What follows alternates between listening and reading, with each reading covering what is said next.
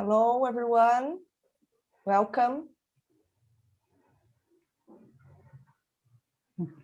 Okay, I can start. Yes.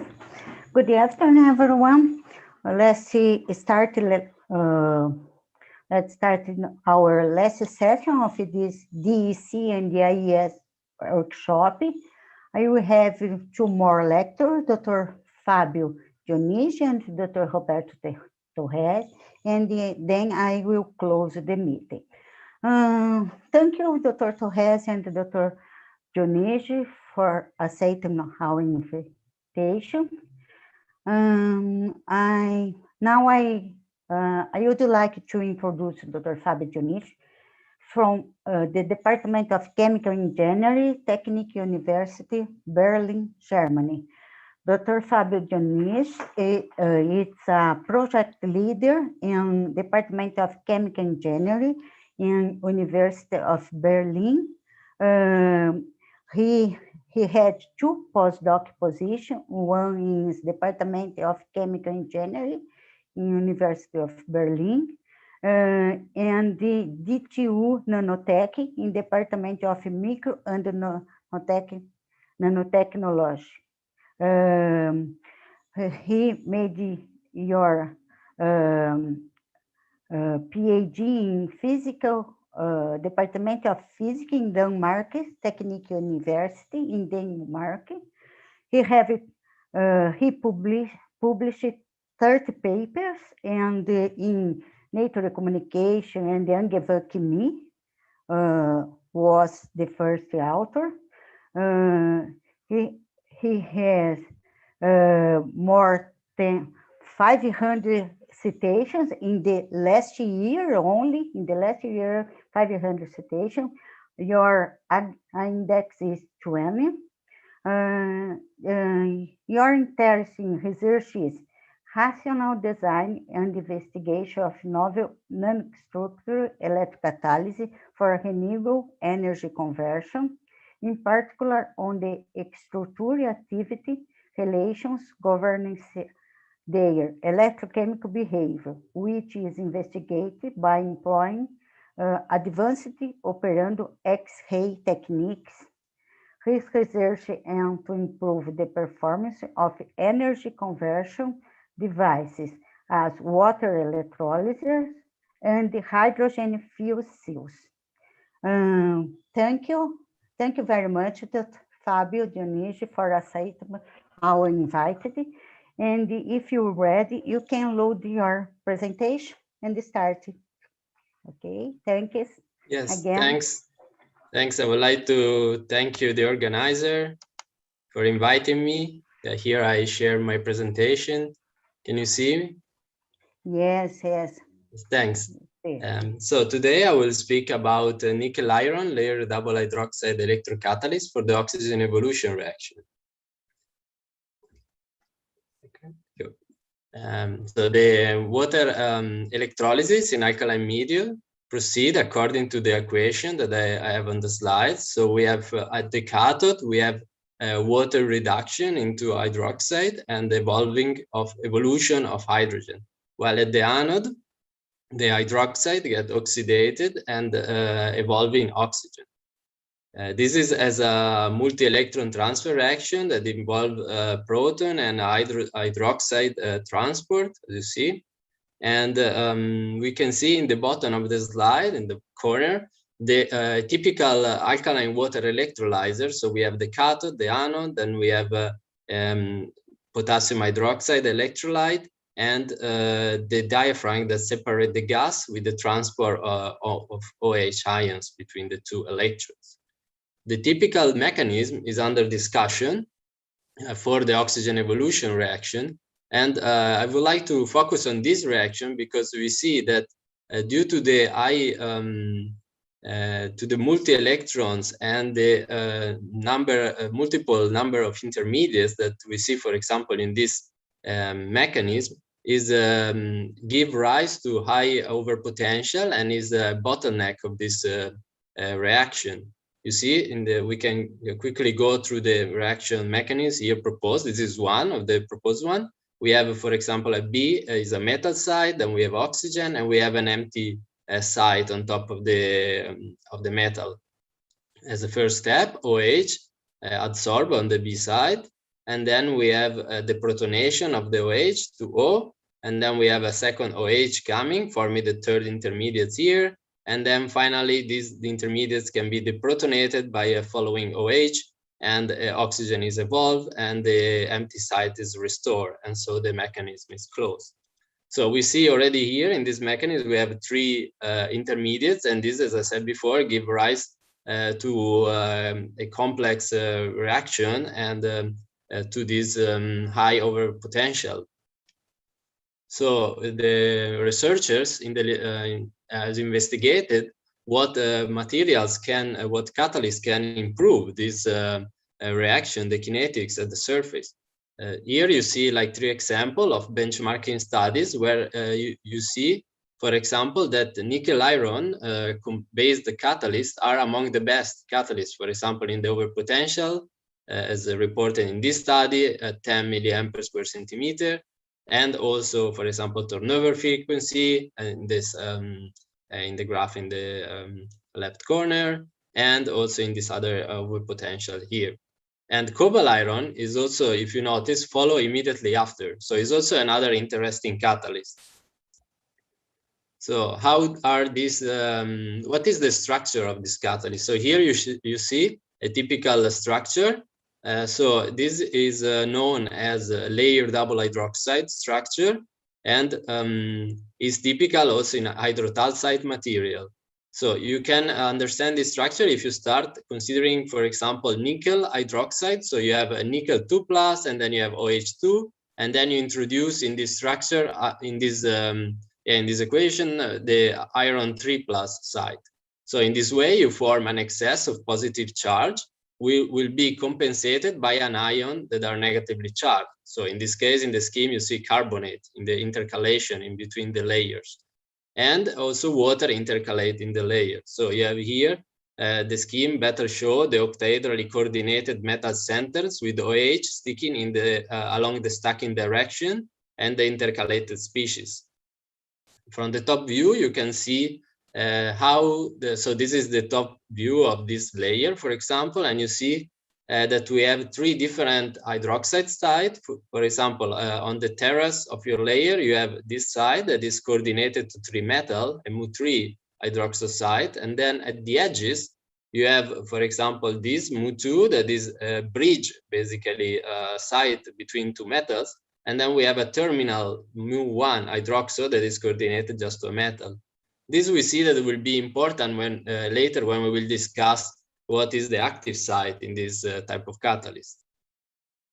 So this is the structure of this catalyst. I already show in the benchmarking studies beginning why these catalysts are interesting. Therefore, what we did in our lab, we decided to synthesize them in the layer double hydroxide case using solvothermal and co-precipitation followed by solvothermal treatment.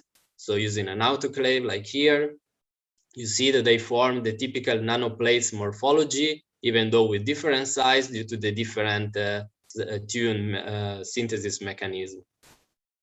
So after that, here we measure XRD. You see that beside the GC contribution, the glassy carbon support contribution, we have a typical pattern that match very well with the LDH pattern here of hydrotalcite shown in blue. And in this pattern, I would like to emphasize the first peak, so this 003, which correspond to the interlayer distance between our layer structure. So it's particularly interesting. Another interesting peak is the first one of this couple, so the 110, which you see here in the scheme, that twice the 110 distance correspond to the metal-metal distance in the layer, so within the layer. So this is another interesting parameter for our structure. Yes, so however, even though we see that our catalyst can be synthesized in this structure, and this is well known, how this structure look like, is not the case for the structure under operation, so during water electrolysis. So it's to understand this, we can look at what is known for a simple nickel hydroxide. So in this case, we have two hydroxide, the beta and the alpha, where the beta doesn't have water intercalation in the layer. You see there is no species. And then what happens here is that when you oxidize, you go to form the hydroxide, the oxidroxide. And the beta oxidroxide, you see, also doesn't have any species in the layer. But then if you overcharge it, you form the gamma oxidroxide. And in this case, you have potassium so cations and also water in the layers. So this is what happens, for example, for the nickel hydroxide. So you see already we have two types of oxidroxide. So what happens for our nickel iron LDH? So this is the information that were known when we started our study. So as you see, it was not clear their structure and in situ conditions. So for example, we have experimental ex situ data. So it was possible to, it was chemically prepared by oxidation, oxidizing hydrolysis, and a species that was looking like the gamma that we see before. Therefore, one could postulate or assume that gamma nickel iron LDH is the structure that is under oxygen evolution reaction. However, they were not in situ data, so that clearly stated or clearly determined that it was the gamma phase, the active site. So different structures were considered in the calculation, and this is important because we want to have this nice support by theory to understand the mechanism of this catalyst. So it would be nice to know what is the actually active structure of this catalyst to perform more accurate calculation and confirm also the calculation itself. And for cobalt iron, it was even more unknown, the situation. So in analogy with nickel iron LDH, one could imagine an alpha to gamma phase transformation. However, it's known that for cobalt hydroxide, this when you oxidize, it transforms in a beta cobalt oxidroxide, so without water, without anions inside. Therefore, one could assume that this is actually the phase, so a sort of iron dope beta cobalt oxidroxide will be the active phase in this case, as for example, it was assumed in this study in Science. Therefore, to try to visualize or try to reveal the active structure of this catalyst, we perform in situ wide-angle X-ray diffraction at the synchrotron. Here you see the X-ray beam, our in situ cell, and the 2D detector where the scattering X-ray will be recorded. And here you see also detail of the cell where we have a peak foil as our window, and then we have flowing electrolyte. Yeah, and yeah, the first things we do, like our protocol, involve an activation by potential cycles. So before the measurement itself, we activate our catalyst with a series of cyclic voltammetry cycles. And here you see how they look like. So they are typically, the CV look like. These are typically CVs for nickel iron and cobalt iron LDH. You see that for nickel iron, we have the typical nickel 2 oxidation, this peak, A+, A prime. And then we have a corresponding reduction peak, while for cobalt iron LDH, we have also here a first peak, which is cobalt 2 oxidation and the corresponding reduction. And then often here is not very clear, visible, but often we have a second redox pair here in cobalt system, which correspond to higher oxidation to cobalt 4 or yes. Okay, so we already see that there is the typical redox surface activity in our catalyst, and then we move to perform potential steps. So rising the potential slowly. For example, in the nickel iron, we rise from 1.2 volt, and we start at 1.2 volt RHE, and then we record at every step a VAX, so a diffractogram. And here I focus on the 003 peak, so that you remember it was this correspond to the interlayer distance. So it gives this parameter. And you see that when I increase the potential, nothing happens until a certain point, a certain potential, there is a shift of the peak towards lower interlayer distance. And then when I decrease the potential, the peak goes back to the original position. we notice that these two potential, if I go back one slide, actually correspond to exactly the potential of this redox feature. So while our material is oxidizing, is also converting the structure to this to a new structure that has probably a smaller interlayer distance. You notice here also that there is a strong anisotropy. So there is, for example, this shoal arising. Therefore, the correct interpretation or extraction of parameters should be done considering multiple phase system. This is done with Rietveld refinement. So I will, yeah, you see also with cobalt happen similar situation. While for cobalt, we have a stronger reversible shift. So it's the shift doesn't return to the original position. So the material remains slightly contracted with respect to the original, even when we go back to the resting potential. So I said we need the Rietveld refinement to analyze this multiple phase. And indeed, with Rietveld refinement, we find the parameter corresponding to the interlayer distance in dry condition. Then we insert the electrolyte, nothing happened. We have only the alpha phase. And then at a certain point at high potential, we have the remaining of the alpha phase. And then we have appearing of another phase that we call it gamma in association for for comparison with the nickel system, and he has actually an interlayer distance of 7.2, so it's contracted and it's similar to the gamma nickel oxide hydroxide distance. Similarly, we saw in cobalt iron LDH. So also in this case, we move from a 7.7 Armstrong to a 7.1 Armstrong when we go to OER potentials. Then when we look also at the region where we have typically the intralayer metal-metal distance, also here we see that there are some changing, some shift, and there is the rising of a peak here when we are at 1.6 volt, for example, starting at 1.5. And for cobalt iron LDH, also here we have this peak, the 110 that correspond, so 2 times this correspond to the metal-metal distance. Also, a certain point shift disappear and there is something rising here. Here, of course, the situation is even more complicated than before. We have multiple peaks, so we have also here to use Rietveld refinement, and here you can see that similarly to what happened from the interlayer distance, also the metal-metal distance contract. So we have we start from a 3.11 Armstrong, and then at a certain point this remains, and we have rising of another phase that has a much contracted Armstrong distance. This is interesting because this value was previously determined by X-ray absorption in operando, and these these scattering techniques also confirm that value. And finally, we can obtain the two I would say major parameter that defines the new phase, and clearly confirm that the gamma is the phase that is present under OER condition for both materials, so nickel iron and cobalt iron LDH.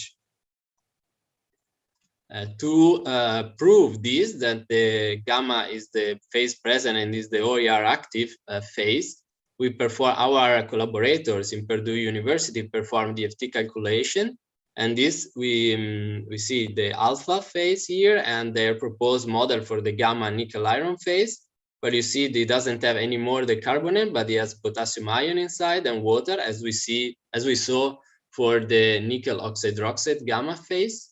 And what is interesting is that they calculated here by the free energy, you can see that there is a shift between alpha to gamma exactly at the potential that we see in the CV. So further supporting that this calculation consistent with our experimental observation. And finally, they also calculated the mechanism. First of all, under this OER condition, we have the surface is saturated by OH.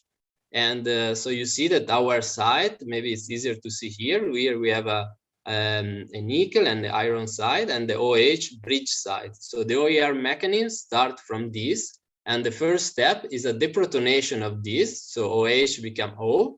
Then we have addition of another OH here, forming these intermediates. And then finally, we have the deprotonation of this, the formation of a vacancy, and the oxygen evolution. And finally, this can be refilled by another OH. So basically following a Mars-Vark-Revelen mechanism where the O from the surface lattice also participate to the reaction together with the oxygen from the electrolyte. This is a very interesting mechanism highlighted here, which show how it was calculated that this bridge side is actually more reactive than the single side. So the single one metal coordinated OH group in either iron or nickel, and is also more active than, for example, an iron-iron side. So iron-nickel together, they really form this highly active side through their synergy. And yeah, this is very interesting, and it's also, we can follow here in this slide what their proposed OER mechanism. So you see here all the steps through the formation of oxygen, and you see that for nickel, this is the protonation of OH to O is the potential limiting step, and with an over potential calculated of 0.67 volts.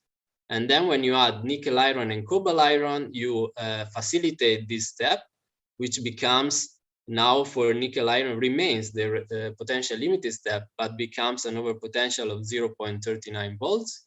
While for cobalt iron, this is also true, but however, so the fact that it facilitates this step, but however, this other step, you see that it gets worse at the same time, and for cobalt iron, it gets so worse that it's becoming the new potential determining step. You can see in the 2D OER volcano here that nickel iron is the most active, and then is followed by cobalt iron and by nickel, as shown in the experimental part. And also interestingly, what you can see here is that there is still something to gain towards the top of the volcano. So researchers are particularly interested in how can we achieve higher activity. So how can we move the state-of-the-art catalyst towards the top of the volcano? To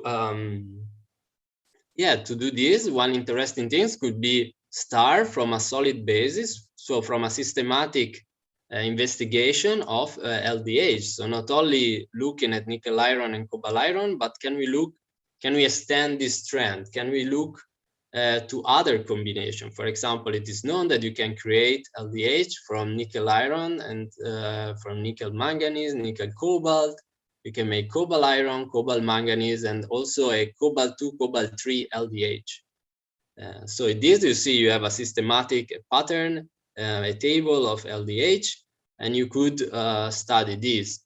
In the literature, actually, this study was mostly done on amorphous transition metal oxide hydroxide. So, for example, electrodeposit sample, as the two example here, but it was not, we couldn't find a systematic study on LDH, so encompassing such an ensemble of sample. Therefore, we synthesized this catalyst in our lab, and you can see we can divide into groups, so a nickel series, a cobalt series, and then the two brucide beta phase, so the beta nickel hydroxide and the beta cobalt hydroxides. They follow the brucide pattern, so you see they match this blue here. And then we have the hydroxide pattern, the red, that matched the other one. So you see that we succeed in synthesizing LDH catalyst with this element. And this was not easy, in the sense that we had to adapt the synthesis to each material. For example, you can see here what happens when we took the synthesis for nickel iron LDH and we tried to synthesize cobalt iron LDH with that exact synthesis. What we obtained was a spinel. Therefore, we modified the synthesis by first doing a room temperature co-precipitation and then a isobothermal treatment to increase the crystallinity, and you see that this indeed worked. On the other hand, for example, if you would do the same with cobalt manganese, you see again that this didn't work. So we had the spinel also in that case. In this case, therefore, we had to use only room temperature co-precipitation, and we managed to obtain a cobalt manganese LDH in that case. So the synthesis parameter needs to be adapted, and also the atomic composition of the sample. So you see that here for nickel cobalt, we have a mixture of a sample here of brucite LDH, and we obtain the pure LDH only when we go to nickel 2 cobalt 1 ratio, while for nickel manganese LDH we had a higher composition, a higher nickel percentage. We had a lower nickel percentage, so at higher manganese, we had the formation of manganese 304 segregated phase. So therefore, we stick with the ratio of 3. So going further, we'll and where you start to see also rising here, but then it becomes worse at higher phase. So you have to optimize basically the condition. Nonetheless, we were able to reach reasonably our target that was 3.1. Apart, as I said, the case of nickel cobalt, where for phase purity reason we decided to stay around 2.1. And the reason why you choose this ratio is because it lies in the range of maximum activity for nickel iron and cobalt iron that were the most studied catalysts, and they had you can find in the literature a study on their composition, and they are optimized. So here is the whole parameter of this catalyst. And then we also confirm by X-ray absorption spectroscopy at the synchrotron the oxidation state. So not only the phase. So in the previous slide I show you that they have the right crystal structure and they have the composition that we wanted. And now here I also wanted to double check that they have the right oxidation state. And for example, you see on the nickel that the nickel cobalt and nickel manganese overlap. The nickel K edge of these two catalysts overlap very well with the beta nickel oxide hydroxide and nickel edge. So proving that the nickel in this system is in oxidation state 2, while for manganese and cobalt the situation is a bit more complicated, but you can still evaluate this oxidation state of this the cobalt and the manganese in this catalyst by looking at reference catalyst and using, for example, a method, the integral method, for example, to calculate the edge position, and then comparing with this catalyst, you can, for example, see that with cobalt hydroxide we have an oxidation state of 2. That with in nickel cobalt, where we want the cobalt to have oxidation state 3, we have a state of 3.1, and so on. So yeah, there is a deviation here that we don't expect for cobalt manganese. This is probably due to extra oxidation due to the synthesis condition where we use hydrogen peroxide. So to oxidize the manganese, we actually oxidize a little bit also the cobalt and a little bit also the manganese more than 3. So you see here, yeah, so this is a little deviation. And then while in this case it's not a deviation because cobalt and cobalt together, we expect the cobalt 2 and cobalt 3. So we expect an oxidation state between 2 and 3. Yeah. So with this measurement, we also verify their oxidation state at the beginning as a repair state. And then here you can see how they look like. So they are basically, so they share the same morphology. So this nanoplates morphology, even though they have very different size due to the different, as I said, beginning tuned synthesis condition. We have nickel iron that has a large size, cobalt hydroxide has the largest size, forming big agglomeration. And then nickel and nickel cobalt has the smallest size. So about, for example, 60 nanometer this platelet. So then after we synthesize this catalyst, we perform a cyclic voltammetry with RDE setup. And you see here what is well known, so that the shift, so the peak corresponds to nickel 2 oxidation, shift actually cathodically for the nickel cobalt and anodically for the nickel iron. So it becomes more difficult to oxidize nickel here and more easier here. So, and this is important because it highlights that there is an electronic effect. So this affecting these metals in this binary state, binary catalyst.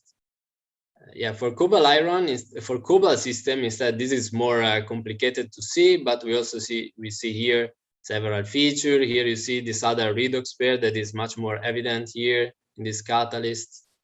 And yeah, so this is typical CVs for this catalyst.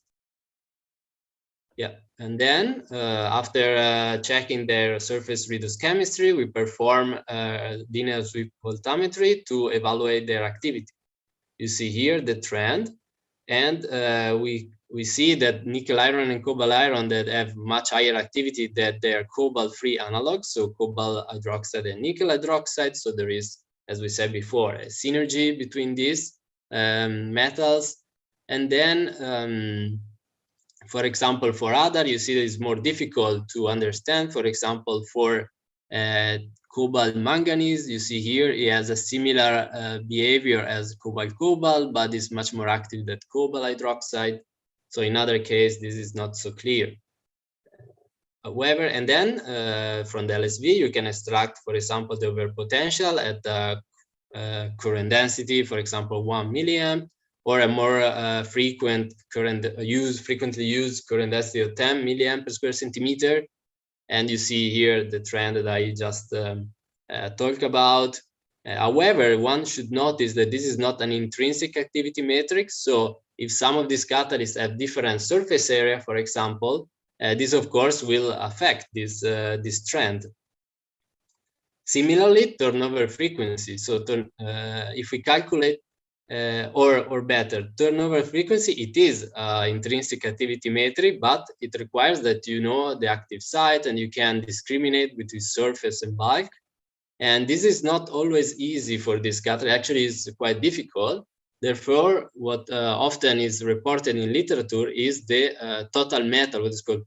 So total metal turnover frequency. So you consider all the metals atom in your catalyst, and therefore it's not anymore really an intrinsic activity, but it's more a lower estimation of the real turnover frequency, which can give you some information, but it's still not exact an intrinsic activity trend. So what can you do then? What we propose is to look at the ECSA. So from the capacitance of the OER adsorbed intermediate. So not at the ECA determined by the diffusion layer, but the one of the caused by the absorption of the OER intermediate. And we use this simplified equivalent circuit here. And yeah, the reason why using this type of approach is that with this we can then calculate surface normalized intrinsic activity, so taking into account different surface area of the catalyst. And other approaches have been proposed to estimate the ECSA, but there are complications in this catalyst. For example, the conductivity you see here from the Becher group, that it's dependent. This was effective conductivity measured in situ, and you see that it's dependent on the potential. And when we try to estimate the surface area in this range where the material is not conductive, it raises problems. So you don't necessarily estimate is the surface area.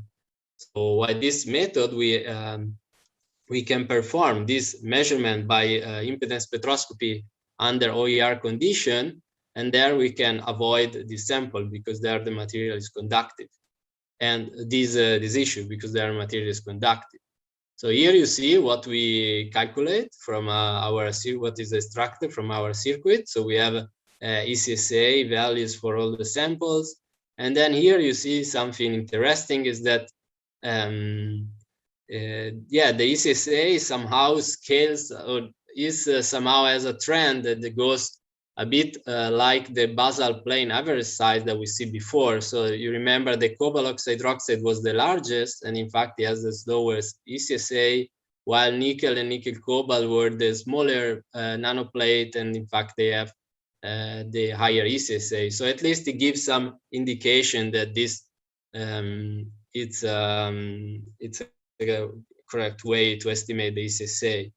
So of course we need to use normalization that in this case was provided in another study for nickel hydroxide. Yeah, so with this SSA, then we can normalize our current, and now not by geometric area, but by electrochemical surface area. And then from our LSV, we can, for example, take the overpotential at the desired current density here. And this now provides an intrinsic activity trend that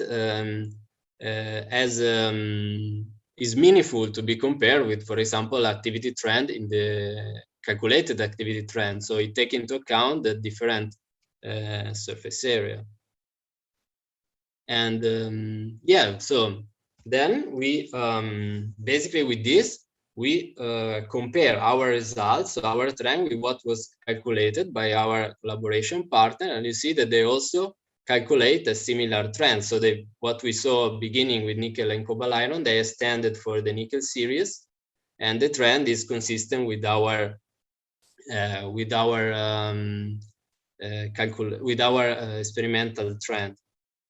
You also notice here that during the different steps, some atoms change oxidation state, but it's not always the same. So there is, this means in another way, some metal are playing a major role in different steps. So in these steps, cobalt is more affected, and here we have nickel more affected. So this will be interesting because we believe is related to this other fact that I show you here, where we have yeah, on the left I show the OH scaling relationship, and you see that the catalysts follow. So this is the calculated, of course, point, and they see that they follow the expected scaling relationship with the value of the slope of 2.94, so within the literature values. However, when we look at the OH scaling relationship, you see that cobalt iron, nickel iron, and nickel, they actually follow the expected scaling relationship with slope of 2. However, nickel cobalt and nickel manganese deviate significantly. And then if you fit these three catalysts together, you obtain a 0.4 slope.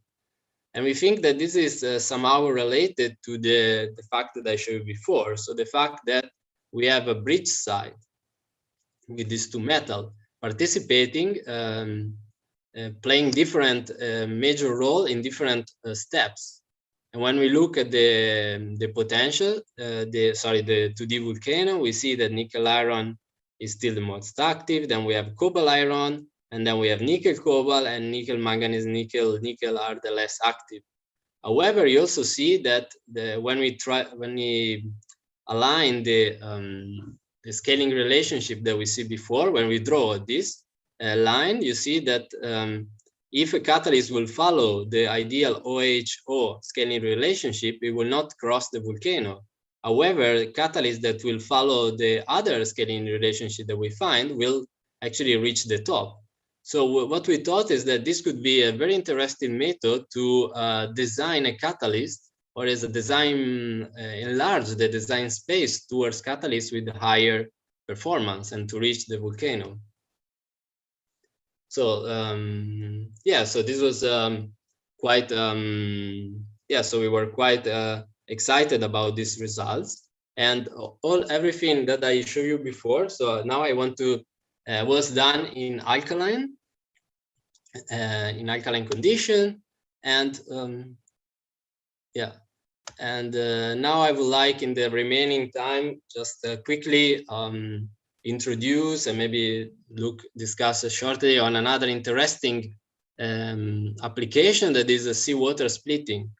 So instead of using purified water and then adding KOH, would be interesting if we could use directly seawater. Why? Because in some, it's first of all, seawater or fresh water is very limited, the total amount on the surface compared to the salt water.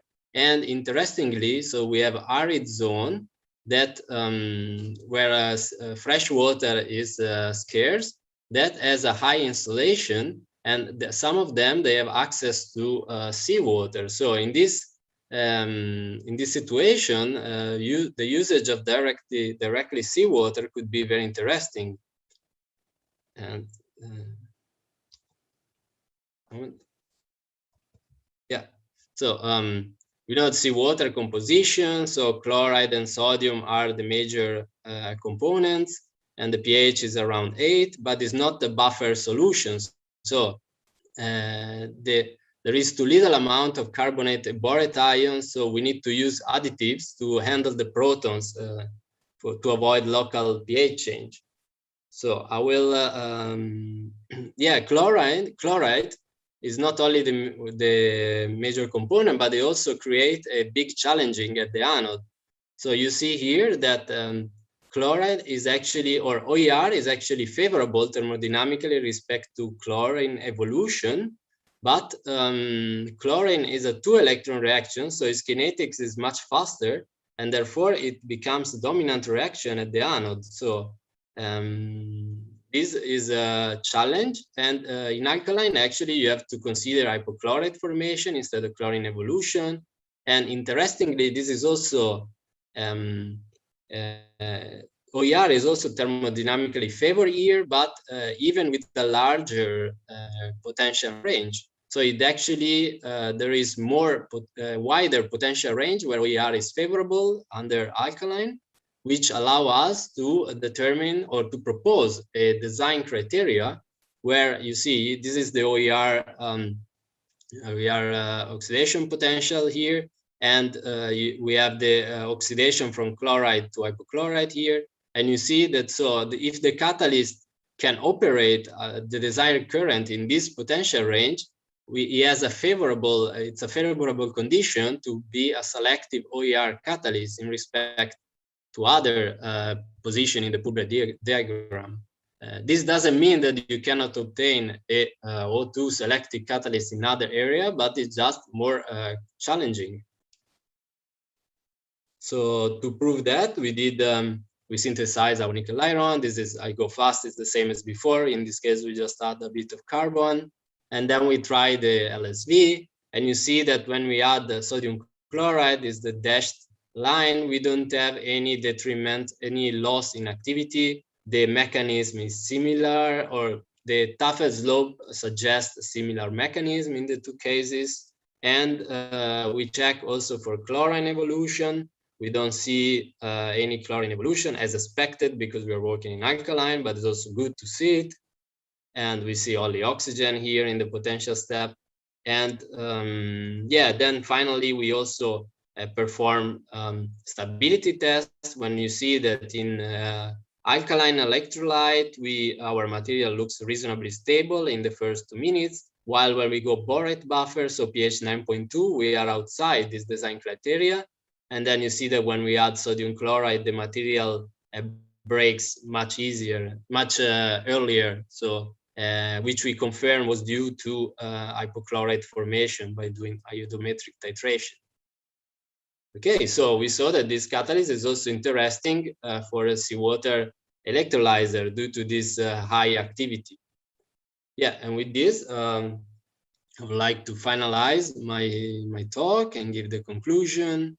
So what we see is that M or metal iron LDH catalysts, they have alpha gamma transformation. They follow alpha gamma transformation under operating condition. The OER active phase is the gamma phase and is characterized by contracted interlayer, intralayer, metal-metal distance. The bridge, oxygen bridge, 2-metal bridge is the active side. We have shown, we have seen a proposed method to estimate the ECSA, which allow intrinsic activity trend to be formulated for this catalyst. And then we saw this deep diverse scaling relationship, which brings some strategy to design better catalysts. And finally, we saw a design criteria for selective OER in chloride-containing electrolyte, and how the nickel iron LDH can operate into this range and be promising for this application.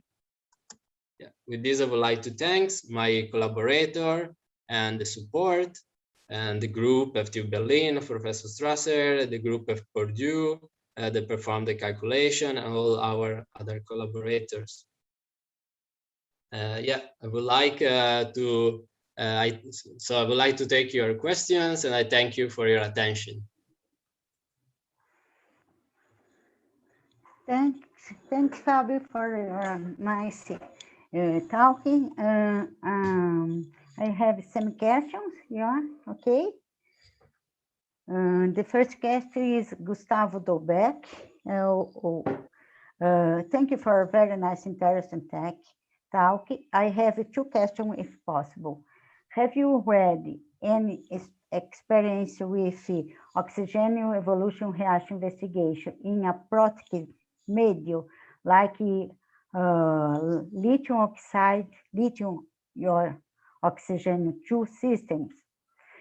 And is there any uses with destabilizing the lead-GA structure in operando measuring due to the radiation? So the first question is unfortunately no. So I have only tried aqueous electrolyte, and so we tried different pH, but we never went to a protic solvent. So yeah, so I will not. Yeah, so I don't have an experiment there. But yeah, so we only try different pH. We see this Nerstian behavior, so there is a strong dependence of the proton concentration and the pH of the electrolyte. And the second question, if I'm correct, if I understood correctly, is about stability of this material in real electrolyzer. Under radiation. Yes. Sorry? There are any use with destabilizing the LDH structure in operando measuring due to radiation? Due to radiation. So we tried. So during operando, we also did some how this called. So we changed the beam spot to check for a possible beam damage, but we couldn't see significant beam damage along for the time that we test.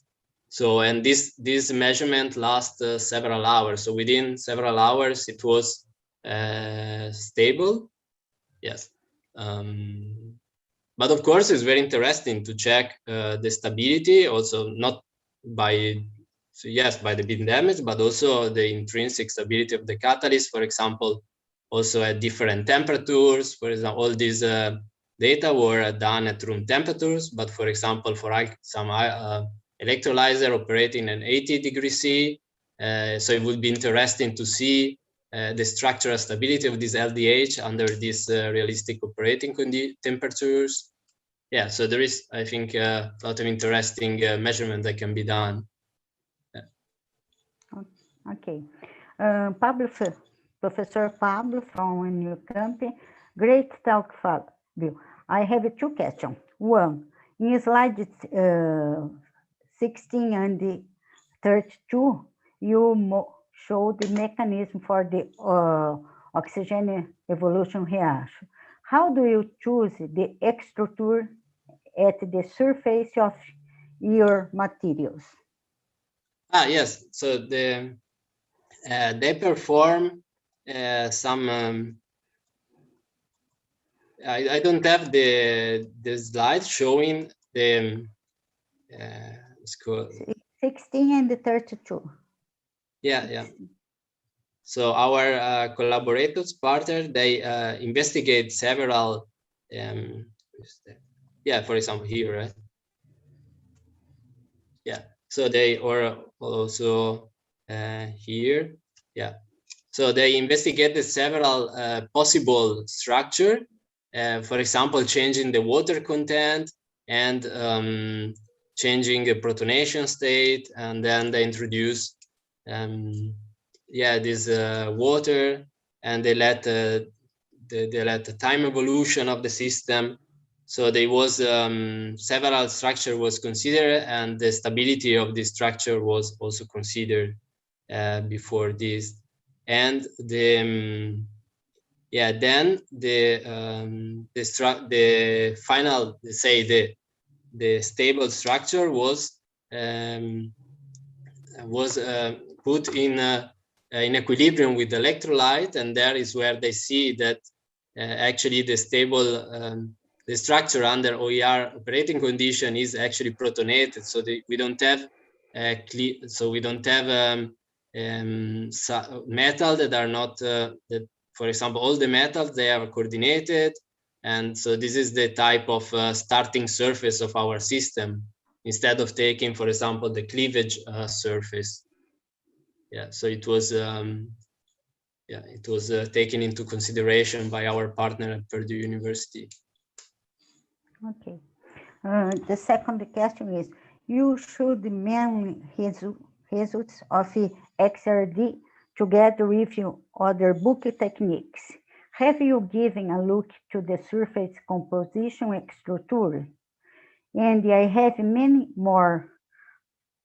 Many more? Oh, many more. I don't know. But I use. No, I don't know. Pablo, your second question is not complete. You can to open your. I can read here, I guess. You showed. It's not mainly, complete for me. Oh, sorry. Let me try here. You showed mainly the results of XRD together with the book techniques. Have you given a look at the surface of the composite in structure? And I have many more. Okay. I have many more. Yeah. I don't understand it more. Supposed to be question, but I stop here, I guess. Yes. Yeah. No, it's so we focus on the bulk structure because this was really a missing information. While, for example, it was used local characterization technique like X-ray absorption, and it was used in the literature, and they were able to determine, for example, this contraction near in the local space around the metal atoms or so, and also was operando Raman was also used in the literature, and other operando technique, but none of these could provide this structural information. Yeah, I didn't use other surface sensitive technique. I mean, we have to actually say that the catalyst is very thin, so it's very large on they have this shape like nanoplate. So the thickness of this nanoplate is very small. So it's like 15 nanometer, or so it's like yeah. So it's quite a small size. So it's we believe that plus by supporting the catalyst, you could also sort of improve a bit this the sensitivity of the technique in a way. But I haven't looked, for example, XPS, or there are reports in the literature. I haven't performed it myself. Okay. Do you have more caption? More caption? Yes. Yes. Yes. Juliano Bonassin, congratulations, Fabio. In your opinion, the production of defect vacants, for example, could help to improve the oxygen evolution reaction? Yes, this is a very interesting question, and is debated in the literature. If it's often the case that, or in this kind of material, it's often the case that vacancies and so defective structure are highly active because they provide somehow more reactive sites, and they are accessing the structure. So there are reports that show, in fact, that these defects improve the activity. It is questionable. I read a recent article where it's questionable if this should be just maximized or if it's better, or if there is a optimal in this. But definitely the presence of defects, I would say they improve this the activity in this catalyst. Yes. Other question is from Fernando. Thank you very much. Your presentation was inspiring. I would like to ask how stable these materials are under normal conditions. Yeah. So basically, so if you take an alkaline condition, so let's say below, so at pH 7. So below pH 8, they are not stable. So they decompose very quickly. So usually they are tested in alkaline condition. For example, you can start pH 9.2 with a borate buffer.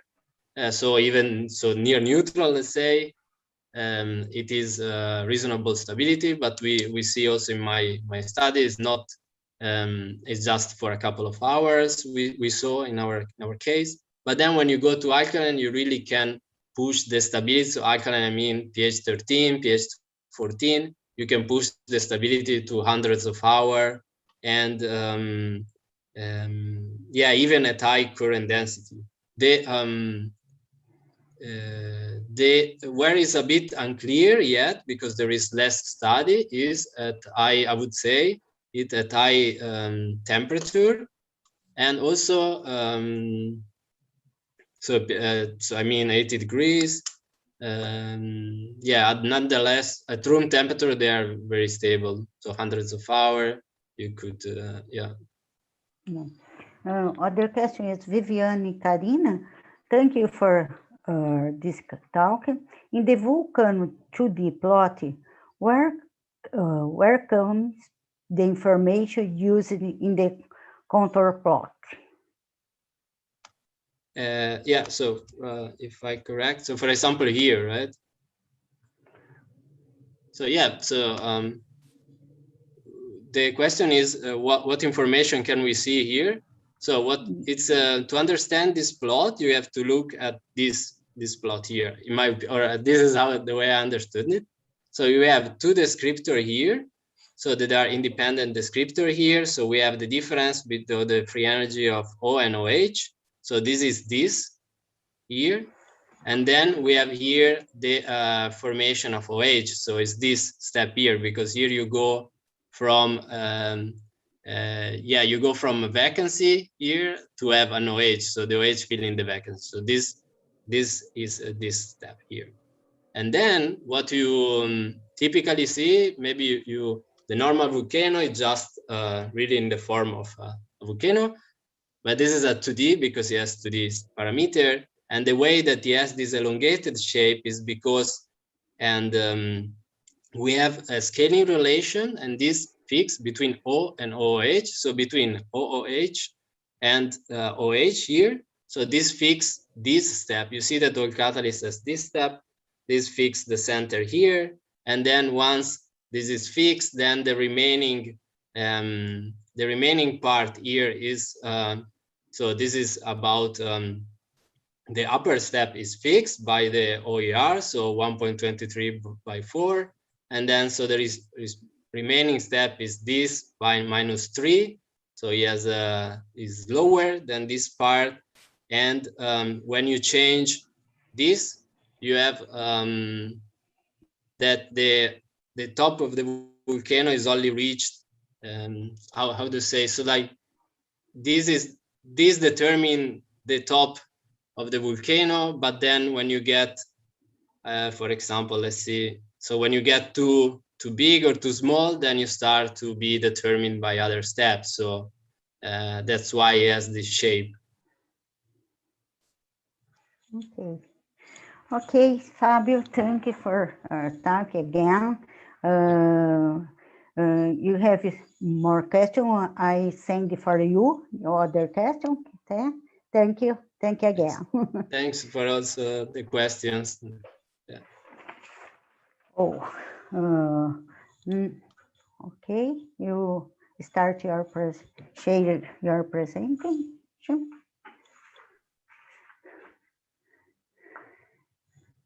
Finish, okay. Okay, thank you, Fabio. How are you going to our next lecture of the event? I thank Dr. Roberto Torresi for accepting our invitation. I wanted to introduce Dr. Torresi, who I believe most people know because it's has been our colleague for so many years, 40 years more or less. I know Torresi, it's Not talk about that. friend. It's more better not talking about the time. Professor Roberto Torresi is a full professor at the Institute of Chemistry of the University of São Paulo, graduated in chemistry at the National University of Córdoba, Argentina, where he obtained his PhD in 1986. After he worked in Sorbonne University, was postdoc.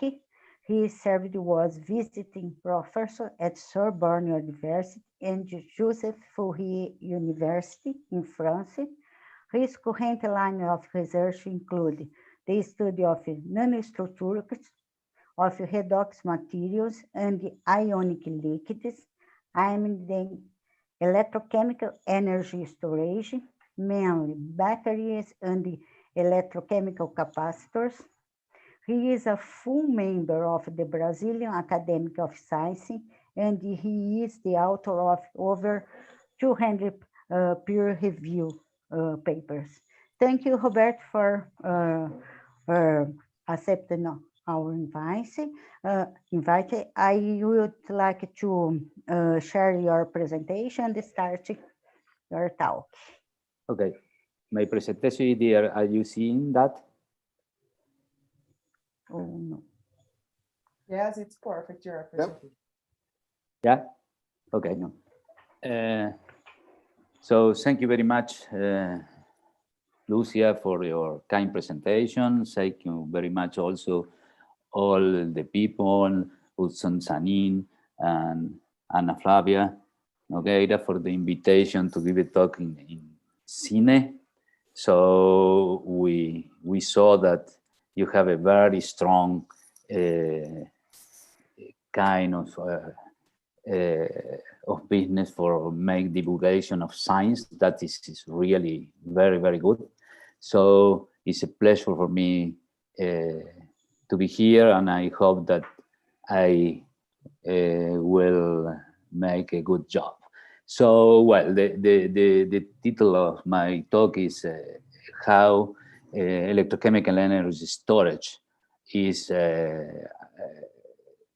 in the attention of so many people in some countries, for example, in European countries and United States, there are a lot of money. I think that perhaps is the only, at the moment, the energy storage, the electrochemical energy storage is competing with all bio things for money. So it's really a good time to talk about that and to work on these very hot topics. So, well, in the introduction, I will try to convince you because how is very interesting to work in electrochemical energy storage.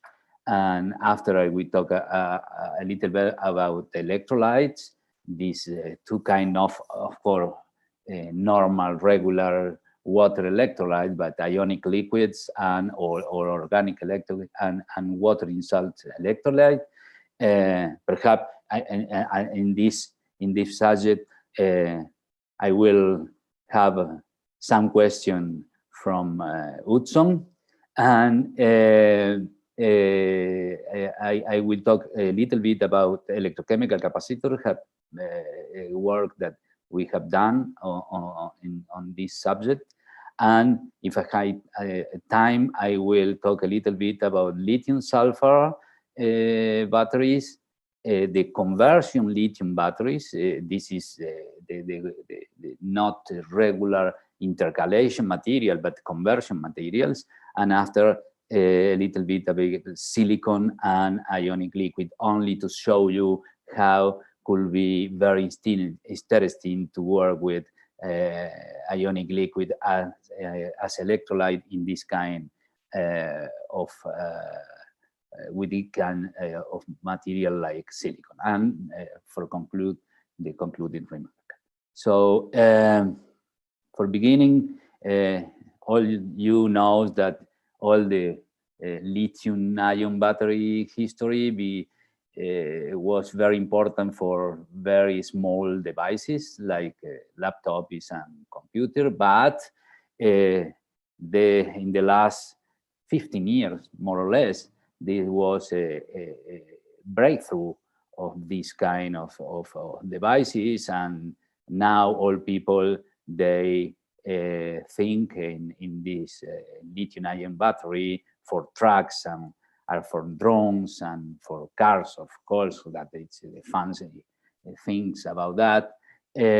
But there are other things that is very, very interesting, that is batteries are very important, and supercaps also, of course, is very important for work with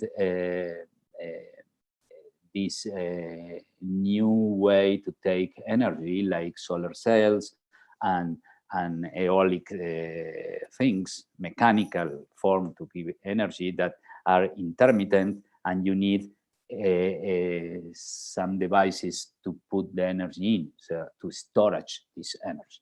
So all this is the power and the motivation to work a lot with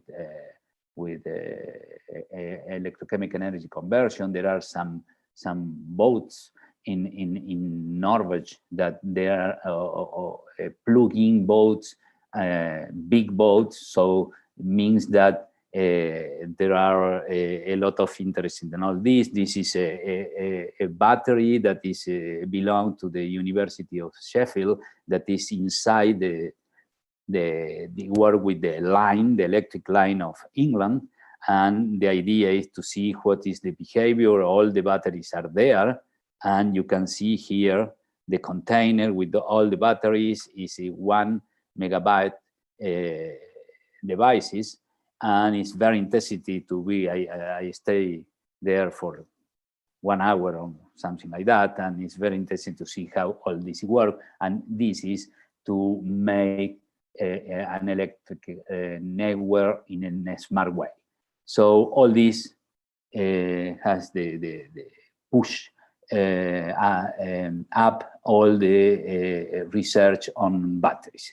And of course, in our local things, we have the lithium triangle here between Chile, Argentina, and Bolivia. But I put here all the metal that we have, and if you take all together, we have a lot of raw metal for lithium. However, we have a lack of technology to make batteries here. So it's very important to the program that you have and another program to develop of technology, or trying to learn a lot about all this kind of technology to make batteries and all the things. So for finishing, I say that the energy challenge is to use renewable energy source instead of fuels, and this is not because fossil fuel will finish. It's only because it's a change in the way that the people think that we need to have energy. And of course, to have electric car and all this, for that, we have the appropriate technology storage. And of course, they have, we are right to energy vectors, and energy vectors are all systems that you can, or devices to storage energy could be a battery or could be a molecule, for example, hydrogen. And in this way, you can use the energy when you want and in a controlled manner. And you have very many kinds. Of course, in our case, we are focused in the electrochemical storage energy and regarding batteries and capacitors. But you have fuel cell, a lot for molecule like hydrogen, and now there are another molecule like CO2 that are very, very hot molecule working, trying to have energy from that.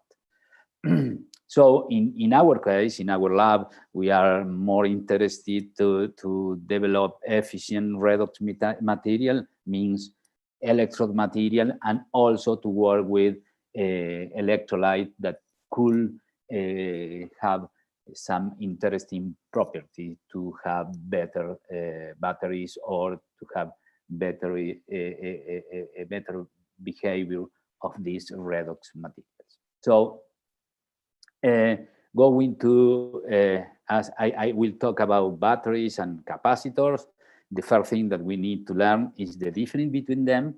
So when we think in electrochemical capacitor from history, he began with the use of the double layer, electric double layer capacity, and mainly regarding to the very porous carbon as electrode materials. So there are the material of both electrodes, carbon from those sides, between you have an electrolyte. And you have a shape, a characteristic shape of the voltammogram or of the galvanostatic charge discharge curve. And if you go to batteries, you have a very redox potentials, well defined, and you have all the material that you can put all together as negative material, meaning that regarding, for example, lithium, near 0 volt. Of course, that it depends on the many properties. So you can perhaps have more higher voltage. I don't know. For example, here the silicon is between more or less 0.5 volts, and after that you have the positive material like the manganese, the cobalt oxide that they use a lot in commercial batteries now, and lithium iron phosphate, the olivines. All these are the group deposit material, and you want a very higher potential that you can have with an electrolyte that will be stable at this so higher potential. So the typical curve, charge discharge curve, is at the well-defined potential. Of course, if you have you put a redox material in a nanostructured way, you will have something very similar to this kind of shape, where all the redox reaction will be at the surface of this material. So this is the characteristic for the general characteristic for supercapacitors, the power, and they are very stable. And for a battery, you have more energy, lower power, and lower stability also. So all people try to improve stability, to improve power of battery, and there are someone that talk about the kappa battery, means that you go in the direction where you have both things in the same device. Okay, so this is typical for electrochemical, for supercapacitors, you know, this linear relation between potential time, because it's not a redox reaction, or it is only a redox reaction at the surface. And in this case, we talk about pseudo capacitive material, means that you are doing a capacitive shape with a redox reaction. Okay, so regarding the why it could be interesting to use ionic liquid or water inside electrolyte in these kind of devices, well, you have the voltage, means that you have for example, for ionic liquid or for water in salt, regarding the regular water electrolyte or organic electrolyte, you can have a better or wider electrochemical stability, means a bigger potential difference between electrodes. In the case of ionic liquid, also in water in salt, is very important, all the characteristics of the material, because there are a lot of interaction between the surface of this material and the big cation and ionic or an ion in the case of ionic liquid, or in the case that you have not a big amount of free water, what happened with all this electrochemical behavior in a porous electron. So of course that the resistance of all the devices depend more on the architecture of the device and not on all the electrode material itself, because you can change the resistance how you want.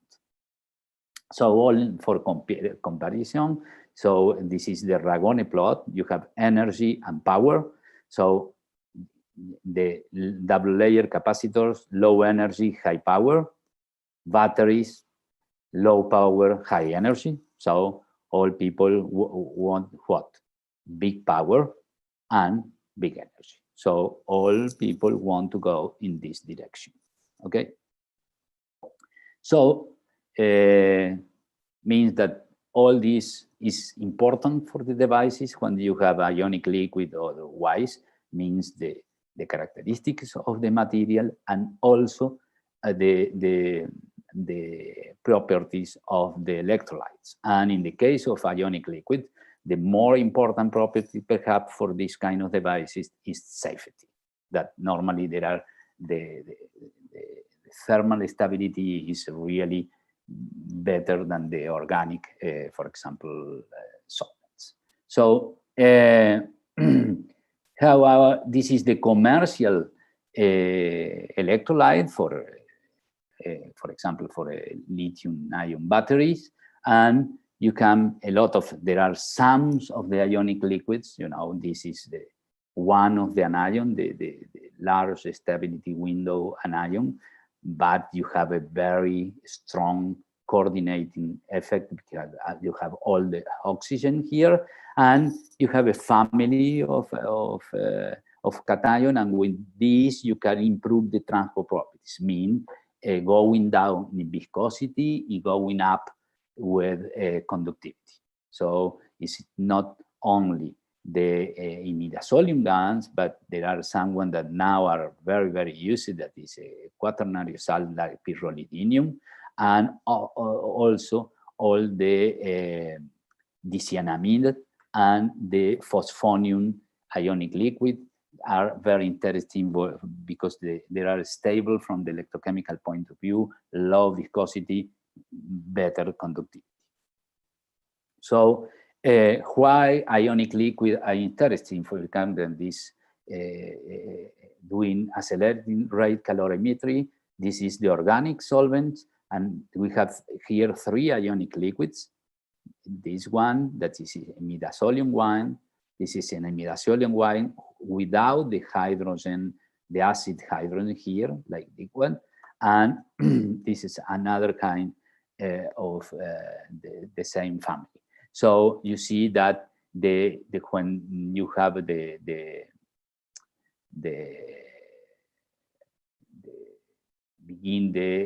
finish the thermal stability, you have an exothermic reaction. So the difference between the internal temperature of the cell and the temperature that you put all the cell, so you have an increase, and means that you have finished the thermal stability here. And for ionic liquid, there are better. So there are some ionic liquid that you can arrive to 300 degrees centigrade. So there is a very good property for the devices. So, and of course, you have a very nice electrochemical window. However, always you have a problem that is, in these cases, the transport properties.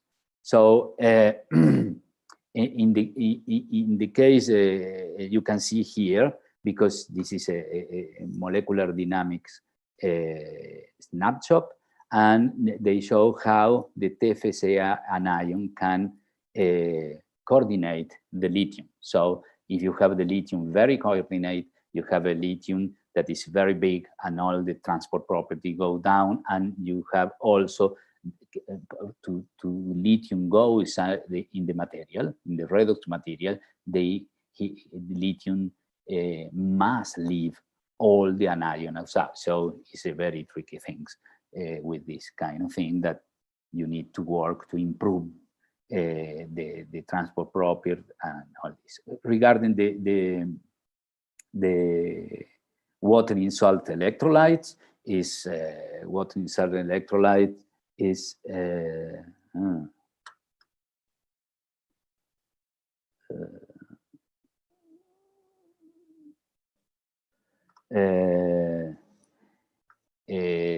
you choose, for example, a big anion with lithium, and you add a small amount of water, and you will see what with this small amount in water, you have a liquid very viscous, where there are not a lot of free water molecule. And this is the reason that you have a better electrochemical stability. So we'll go into electrochemical capacitors now. First, we did some experiment with carbon carbon electrochemical capacitor, or a typical double layer capacitor. We use these these two kind of ionic liquid, the pyrrolidinium TFCA one, and the ethylmethylimidazolium with tetrafluoroborate. This is a highly hydrophobic ionic liquid, and this is a highly hydrophilic ionic liquid. That the change between hydrophobicity and hydrophilicity is the change of the anion.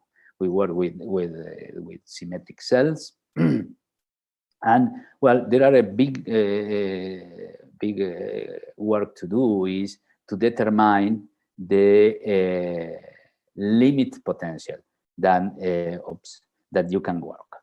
So you need to do this kind of experiments. If you do that with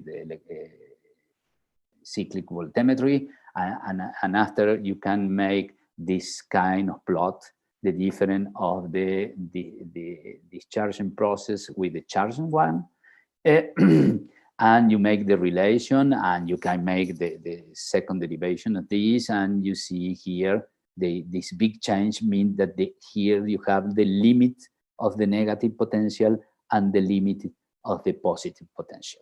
So after that, you can, all these depend not only on the electrochemical window stability, but of the mass balance between the electrons. So in the case of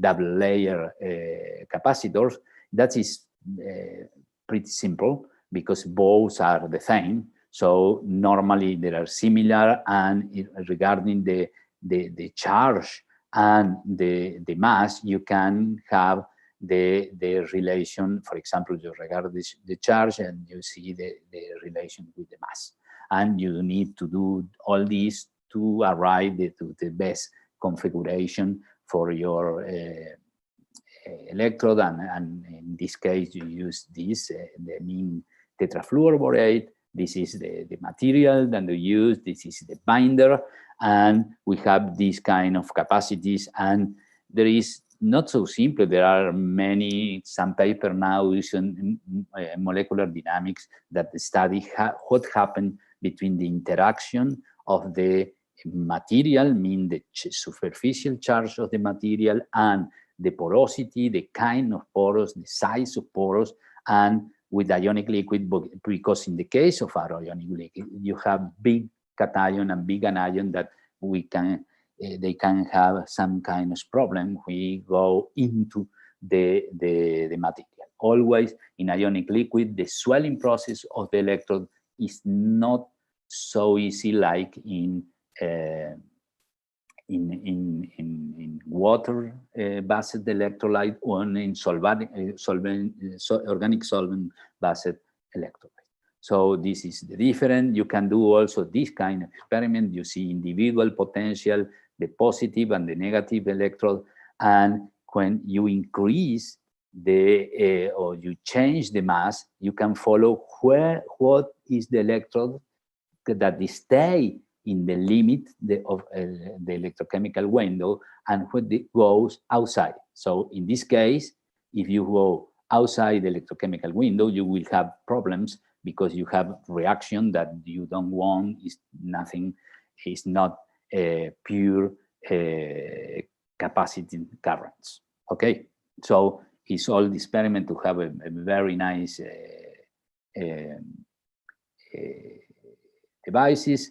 And if we change from ionic liquid to water in salt electrolytes, so when you have solid water, that is a regular solution, for example, in this case, 1 mole per liter of TFCI lithium salt, you have a lot of water and there are many free waters. When you have the water in salt, all the water is related with the cations because the amount this cation is in the same order than the amount of water molecule, and they change all the electrochemical stability.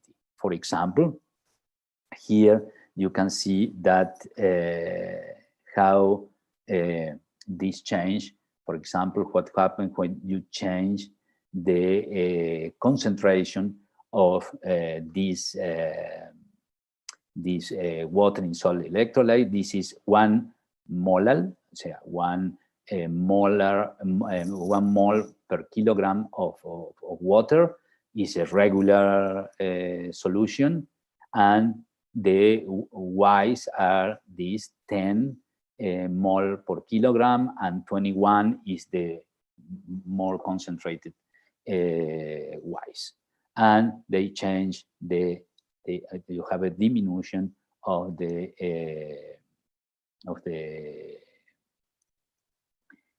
electrochemical stability window. Okay, so you can do this also with, in this case, for a double layer capacitor in both sides using carbon in the same way that I show you for the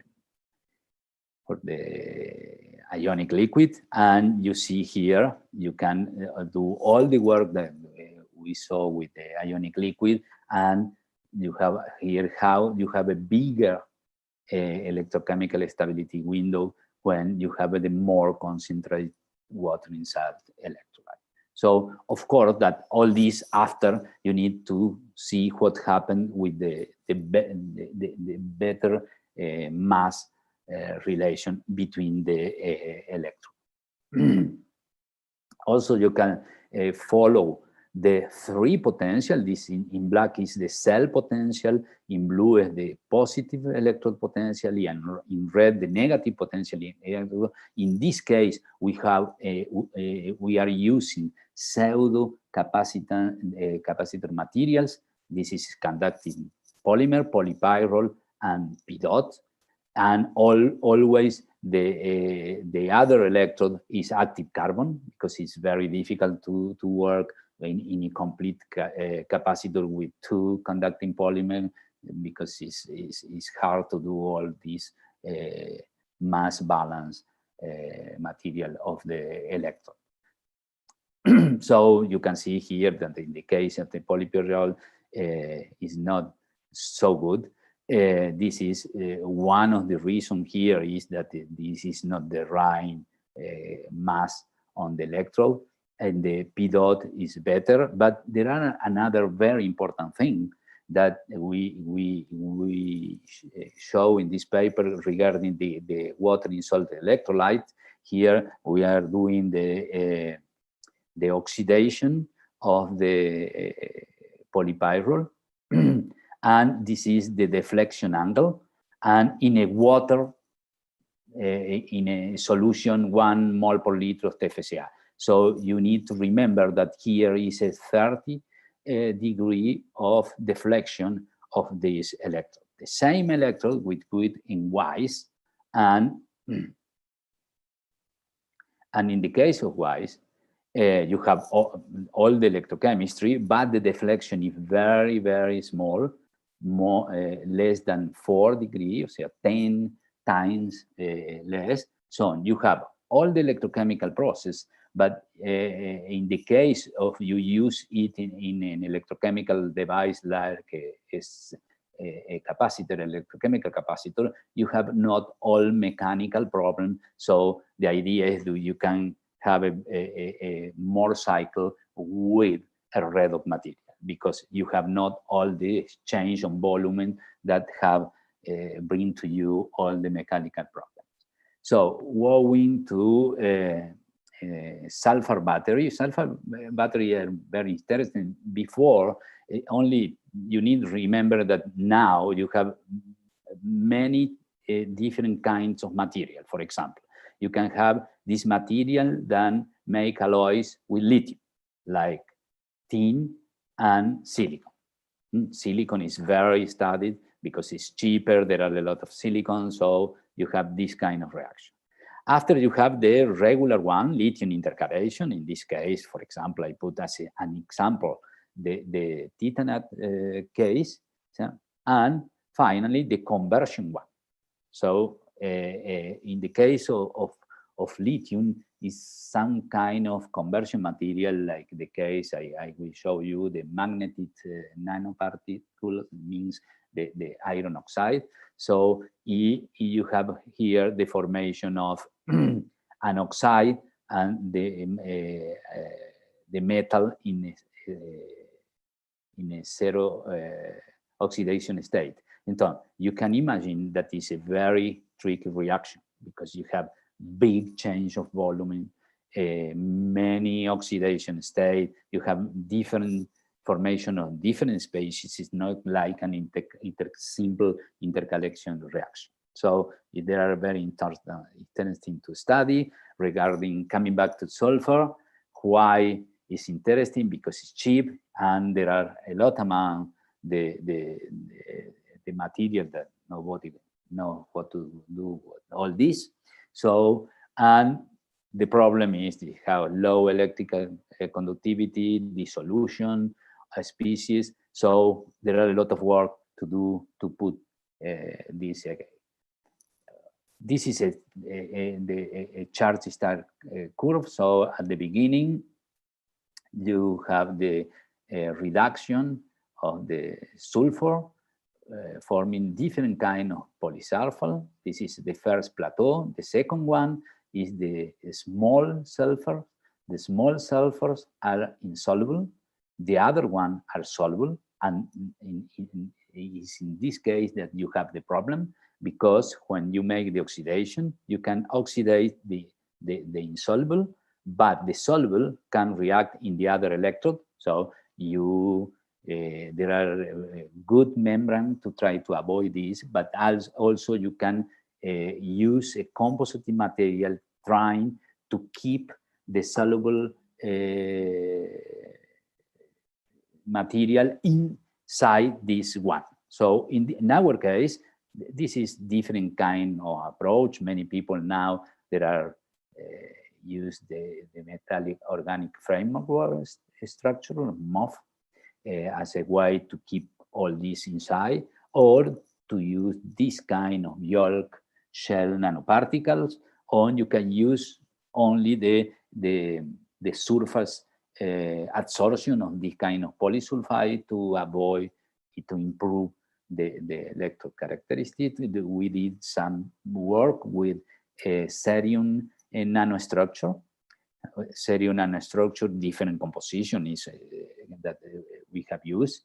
And this is all the characterization. And here there are two important things, that when you put with the nano structure, the sulfur, you have a diminution of the surface area, mean that all the pore thing is occupied by the sulfur, and you have a change in the zeta potential of the cerium, mean that you have an interaction between sulfur and the cerium surface.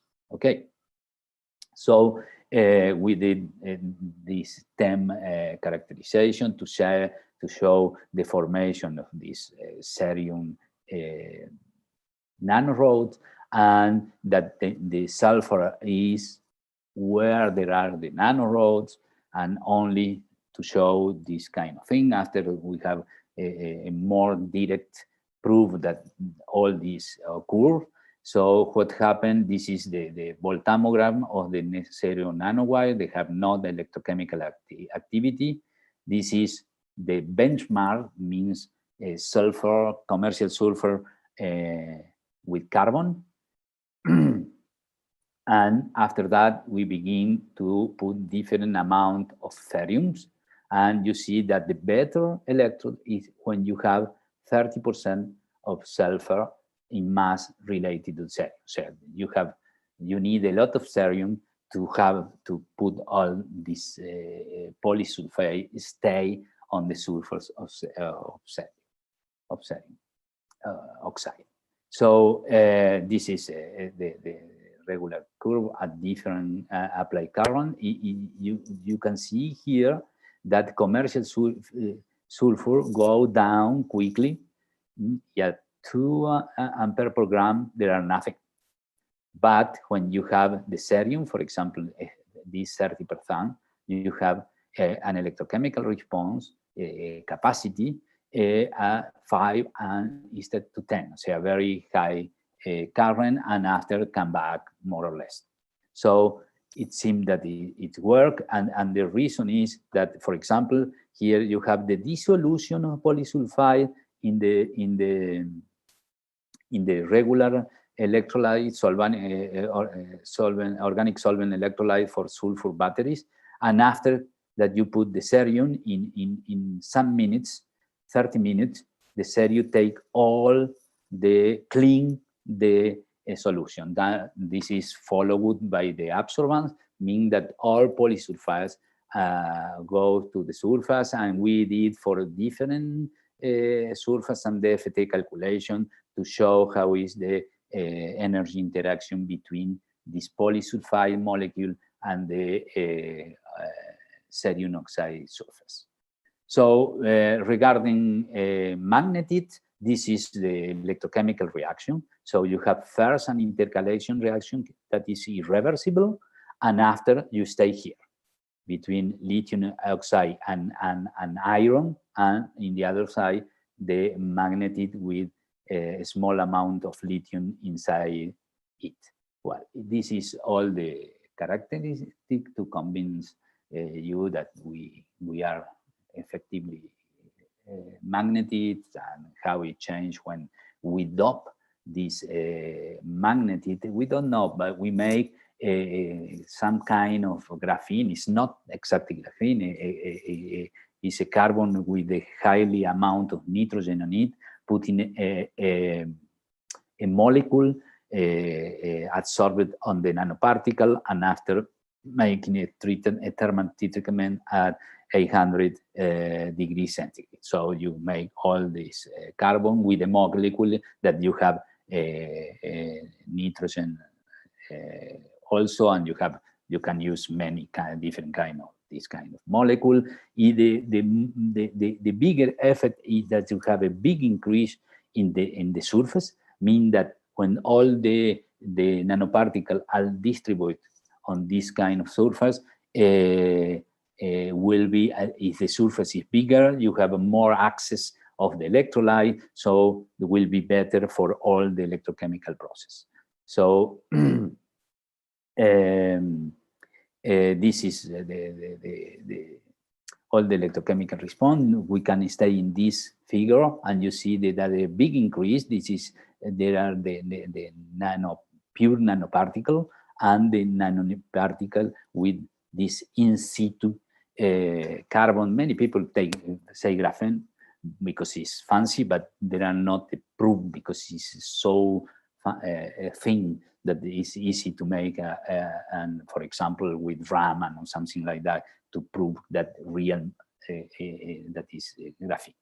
Of course, that we did a lot of other things to prove that. For example, making impedance for different state charge. The circuit is different because all the porosity appear when you have this carbon there, and the resume of this here. So the resistance that can change, but that was like the electrolytic resistance and the SAE resistance stay there. That's depend of the charge that you have in your electrode. The SAE capacitance is the same. Of course, the double layer capacitance change a lot because you have many, you go from a very conductive material to a semiconductor, and so this capacitance is not exactly a double layer capacitance, but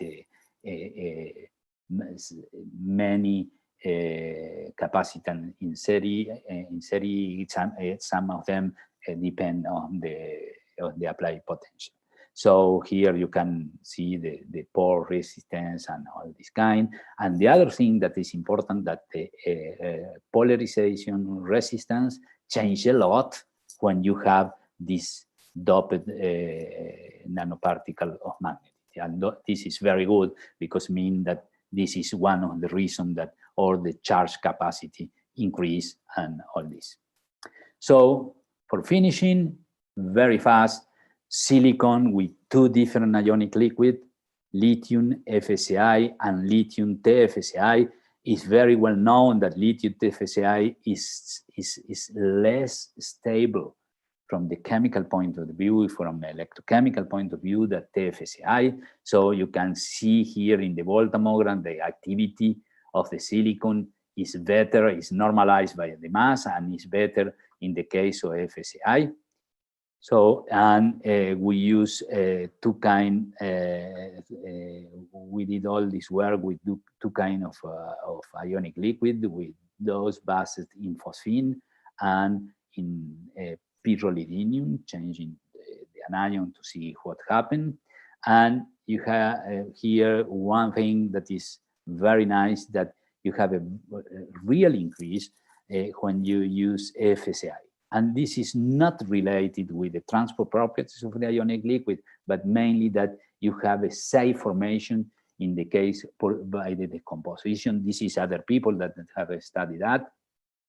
And you have in ionic liquid very nice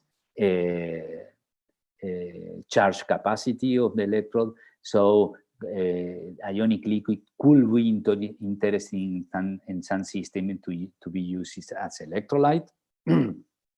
And I hope that I convinced you that to study different electrolyte could be interesting to improve the behavior of some material that is very complicated.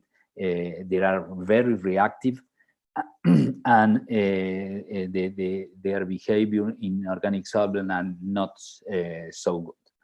So concluding remark is that, okay, you can play around with ionic liquid. There are a huge family, and you can choose between them regarding transport properties, regarding surface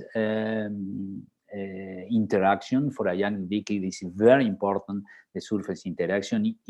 Also for ionic liquid is very important the choose of the binder, because the swelling process of ionic liquid is not so efficient like the swelling processes of the organic solvent. results. Of course, that in water, in salt, there are a lot of work to do. Now there are another kind of water in salt, like sodium water in salt. So there are many people working with aqueous batteries using water in salt to see what happened. But also water in salt has a lot of problems that need to be studied to see what is the solution for all this. And sulfur is interesting not because they have a high voltages, but because it's so inexpensive that if you can take advantage of sulfur, you can make very cheap devices. Okay, so before to finish, I want to thank all the people that give us money, and in the case of CINE is for your invitation, and of course that I need to thank to the people that work so I can stay here giving a talk to you. And this is in 2019. We were happy and we didn't know. So after we learned that was in this way. And thank you to you, and please, I open for questions. Thank you very much, Roberto. I have a few questions. The first question is Luan Camar. Great talk, Professor Torresi. Thank you very much. I would like to know how is your experience in metal organic framework materials to supercapacitor uses. Have you ever worked with this material type? We are working now with this, but not as a material, because the capacitors, the capacitance of the material are not very good. We use it as hosting materials, but our ideas was to do conductive MOF, and this is not so easy. There are some ones, there are not all the studies that are for regular MOF, but because when you use MOF for electrochemistry, you have the problem of conductivity or electrical conductivity. So the idea is to use, to try, we are trying to do some conductivity MOF, and we are doing also MOF without that have the good name is COF, meaning that is MOF without the metal, you know, to have more space for the thing that you could want to put there. But they are really in the beginning. We have not the huge experience in that. Okay. Rubens Maciel, Professor Rubens Maciel, very good data. Okay, thanks, Roberto. In your opinion, which is going to be the batteries or batteries for the next years, taking into account energy density, energy output, and the costs of the materials for mobility? I do not if I understand very well the question, but I think that there are a change in the way that we are seeing the things, because now there are so large the different material that I think that in the future will be many different technology, and each technology will be adapted for a specific use. For example, it means that there will be no dominant technology like today is foil combustible, for example. So I think that also, I think that we will see this kind of kappa batteries, for example. You know, batteries, devices with a very big amount of energy storage and with the capacity to give them in a very short time in high power.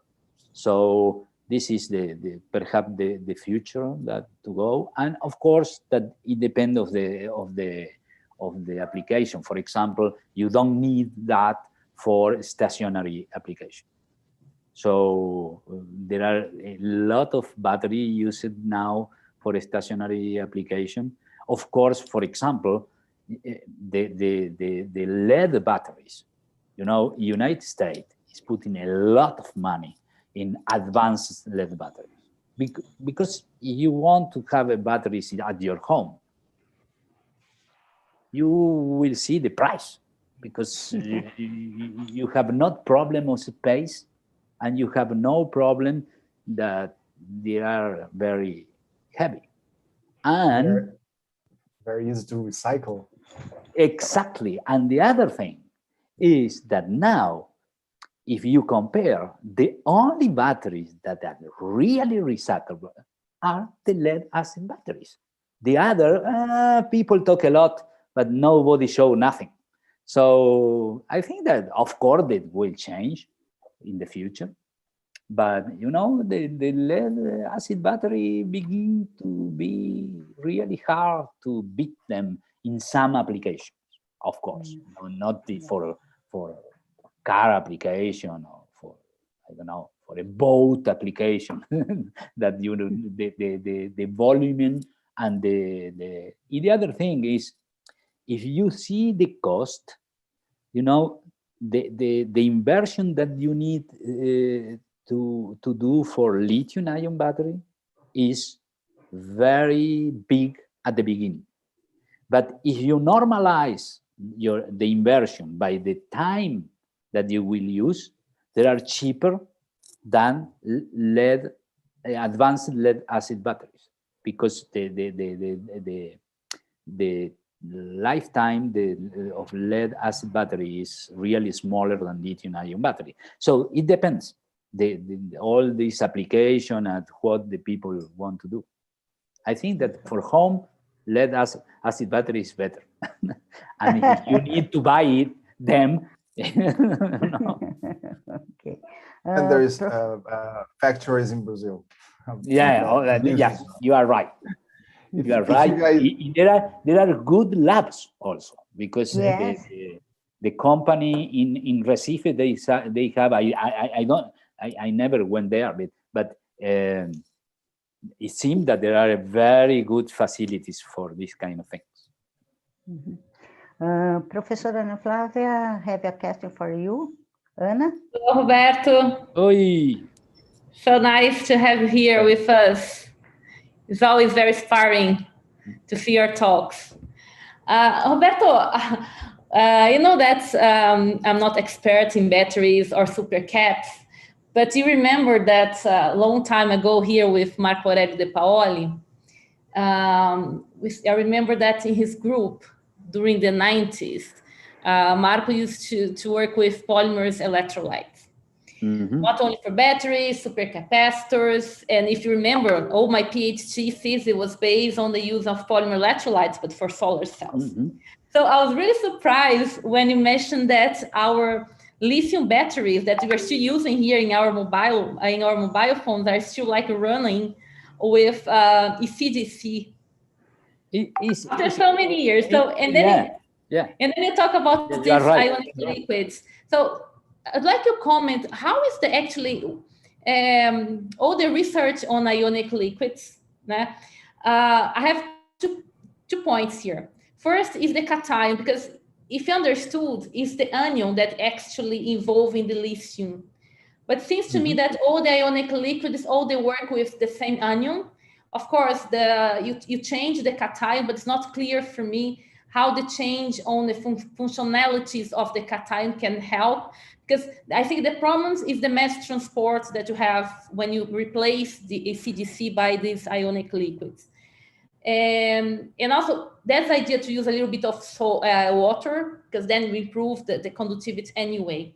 So do you still believe in ionic liquids for batteries? Can you just... I think that we are far away from use ionic liquid as electrolyte in a commercial device. But there are many people working on it and many smart people working on it, people that work very hard. So I think that perhaps could find solution to, because all transport properties are important when you want big currents. So when you want small currents, you know, say very low power, the transport property is not a big deal. So this is a problem. The thing that is really nice with ionic liquid is safety, because they support a lot of temperature, and they make all, I don't remember the name in English, you know, the time to explode. They have a name for that, you use this for compare the different, so when you put it at one temperature, what the time to make fire. So in the case of ionic liquid is minutes. In the case of organic solvent is seconds. So it's all this kind of thing. But in the batteries of low power, you use the use of polymeric electrolyte. For example, I didn't put here because it's not too much time, because you can go to the internet, and this is the project that this electric plane that go from United States to Spain, that is the same family, the Swiss family that make the, you know, the moth leap in the sea, all this kind of thing. Well, the batteries are polymeric ones, because in this case, the weight of the battery were very important. So even that this was a battery that had not high power, you can use for your talk this example also, because it's a combination of cellular cells. In this case, they use, of course, silicon, but the cellular cell with batteries, and the plane is huge for one person, but they went from the United States. So again, it depends of the application, is the material that we will choose in the electrode material. Regarding the electrolyte, now all the electrolyte are gel. The organic electrolyte is a gel, but it's a liquid. It's not the polymeric solid state. All solid state batteries are batteries of low power, because the problem is the transport in the solid. So until you have a solid that you have a very good transport, like naphthalene for fuel cell, for high power batteries, the electrolyte that will be a gel, almost a liquid. So this is the problem. And this is the problem with the phone, that sometimes the battery go away. Thank you, Roberto. Hope to have a nice glass of wine soon. My best wishes to Susana. Okay, perfect, no problem.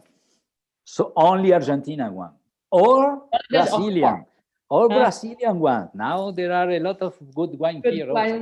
Yeah, I know. Thank you.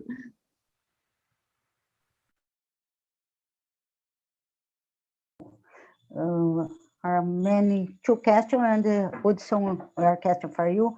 The question of Juliano Bonassin. Dear Dr. Torresi, congratulations on your nice presentation. When the batteries die, what is happening? It is possible to recycle them?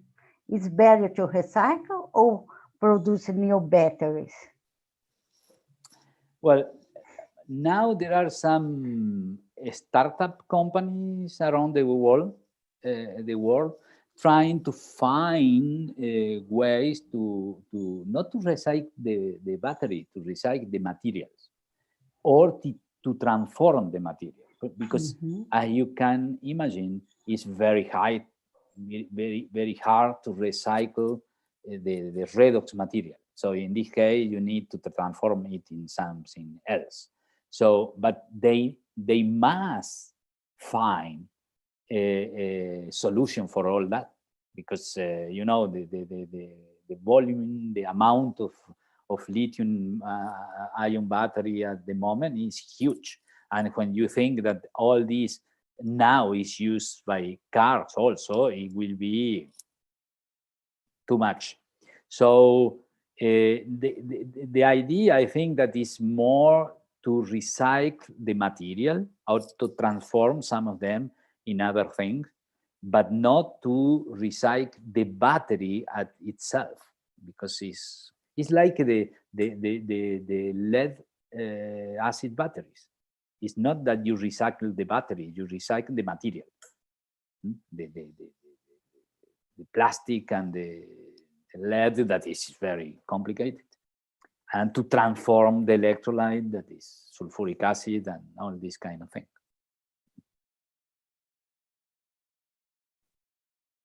The public question is the same direction. Many people is doing research in the field of batteries, preparing materials, electrolytes, measuring capacities, etc. I have known here a lot about battery recycling. Are there You are many right. there are many groups working with? No, no. There are, because the company, they are interested to produce better batteries, not to recycle them. But normally, if you see the history of recycling lead acid battery, I was from the time that was not recycling.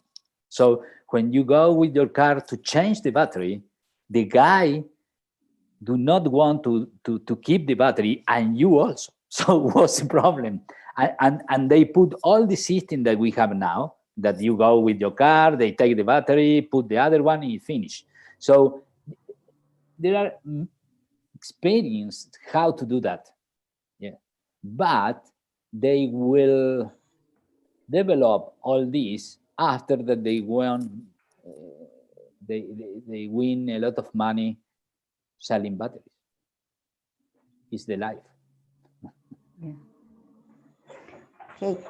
Hudson, would you like to question Roberto. Roberto? Yes. Wise. Thank you very much. Huh? Wise. Wise. I saw I'll try to be you in a wise. discussion with Wise. Yeah. Thank you, Lucia, for to allow me. And Roberto, thank you very much for the presentation. It was very, very good. I will definitely watch again, and the students also will be listen and watching this few times to try to pick up things that you compress here. And I know for sure that it took a long time for you guys to reach on this knowledge. And thank you very much for sharing this, because it's are very important.